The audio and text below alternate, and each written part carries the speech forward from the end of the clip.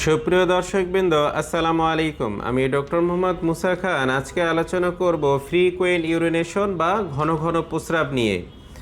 এটা দেখা যায় পুরুষ মহিলা উভয়ই ভুগে থাকে। বিশেষ করে মহিলাদের এই ঘন ঘন প্রস্রাবের সমস্যা তুলনামূলক একটু বেশি হয়ে থাকে এবং দেখা যায় গরমকাল থেকে শীতকালে পুরুষ এবং মহিলা উভয়ই এই রোগটায় বেশি পরিমাণে ভুগে থাকে।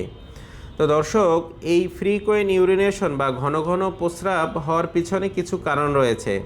যেমন ব্লাডার যদি অতিরিক্ত মাত্রায় সক্রিয় হয়ে যায়, সেক্ষেত্রে আপনার এই ঘন ঘন প্রস্রাব হতে পারে। এছাড়া ইউটিআই, ইউরিনারি ট্র্যাক্ট ইনফেকশন, তো সেক্ষেত্রেও আপনার এই ঘন ঘন প্রস্রাব হতে পারে। এক্ষেত্রে দেখা যায় আপনার কিডনি, ইউরেথ্রা, ব্লাডার, এর কোনো না কোনো অঙ্গে যদি, অর্থাৎ মূত্রনালী বা রেচনতন্ত্রের কোনো অঙ্গে যদি আপনার ইনফেকশন বা ইনফ্লামেশন হয়, সেক্ষেত্রে আপনার এই ঘন ঘন প্রস্রাবটা হতে পারে। এবং যারা প্রয়োজনের তুলনায় কম পানি পান করে, দেখা যায় তার খুব পিপাসা লাগে কিন্তু সে পানি পান করে অল্প একটু, এবং এইভাবে চলতে চলতে তার এটা অভ্যাস হয়ে যায়, অল্প পানিতেই তার তৃষ্ণা মিটে যায়। এরকম যদি দীর্ঘদিন এই অভ্যাসটা কন্টিনিউ হতে থাকে, তো পরবর্তীতে দেখা যায় তাদের এই ঘন ঘন প্রস্রাবের সমস্যা হয়ে যেতে পারে। এছাড়া যাদের অ্যালকোহল বা মদ্যপানের অভ্যাস রয়েছে, সেক্ষেত্রে আপনার এই ঘন ঘন প্রস্রাব হতে পারে। এছাড়া দীর্ঘদিন যারা ডায়াবেটিস রোগে ভুগে থাকে, বিশেষ করে যাদের ডায়াবেটিস নিয়ন্ত্রণ নেই, অনিয়ন্ত্রিত, এবং ইনসুলিনেও অনেক সময় কাজ হতে থাকে না, তো সেক্ষেত্রে আপনার এই ঘন ঘন প্রস্রাব হতে পারে।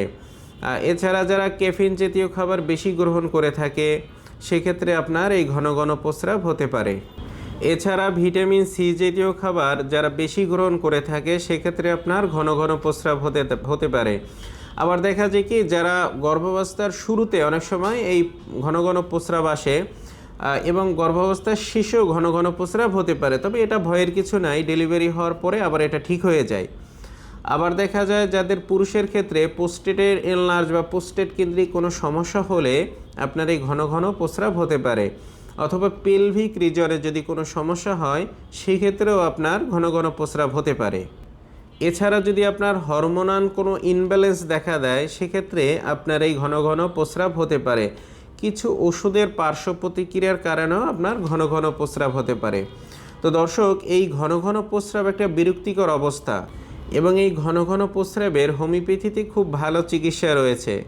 যারা দীর্ঘদিন থেকে এই ঘন ঘন প্রস্রাবে ভুগতেছেন, আমার পরামর্শ হচ্ছে আপনারা হোমিওপ্যাথিক চিকিৎসা গ্রহণ করুন। পার্শ্ব প্রতিক্রিয়া মুক্ত, সেফ, আপনারা হোমিওপ্যাথিক চিকিৎসা নিন। আমাদের কাছে অসংখ্য রোগী রয়েছে যারা এই ঘন ঘন প্রস্রাবের সমস্যার ওষুধ খেয়ে এখন তারা পুরোপুরি সুস্থ। আপনারাও হোমিওপ্যাথিক চিকিৎসা নিন এবং সুস্থ থাকুন। তো সবাই ভালো থাকবেন। আসসালামু আলাইকুম।